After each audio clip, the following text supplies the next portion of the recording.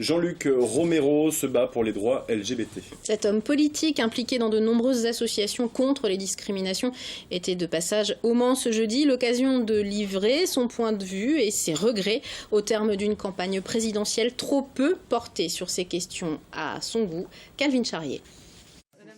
Jean-Luc Romero ne baisse pas les bras.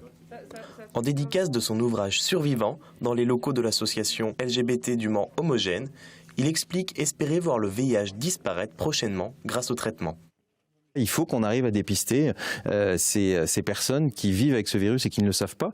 Parce que vous savez, aujourd'hui, il y a quand même quelque chose d'incroyable, c'est que les personnes séropositives sous traitement, bien suivies, la plupart ont une charge virale indétectable, j'en fais partie. C'est-à-dire qu'on est séro-inoffensif, c'est-à-dire qu'on ne peut plus infecter. Et c'est comme ça que le sida pourrait disparaître. Parce que si demain, en France et dans le monde, toutes les personnes sont, sont dépistées et mises sous traitement, d'où la nécessité qu'il y ait une mobilisation politique autour de ça, ça veut dire que le sida pourrait disparaître sans vaccin.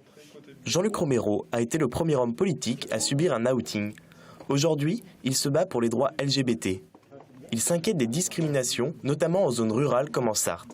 Et il regrette aujourd'hui que cette question n'ait pas été traitée lors de la campagne présidentielle. Les campagnes présidentielles, et elles sont faites pour pouvoir aussi évoquer tous ces thèmes. Et malheureusement, dans le contexte dans lequel on a été, on n'a pas pu parler de tous ces problèmes importants.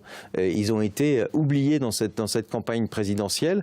Pour l'association Homogène, la venue du militant Romero était l'occasion de lancer la Culture Pride, dont le temps fort se déroulera du 12 au 14 mai.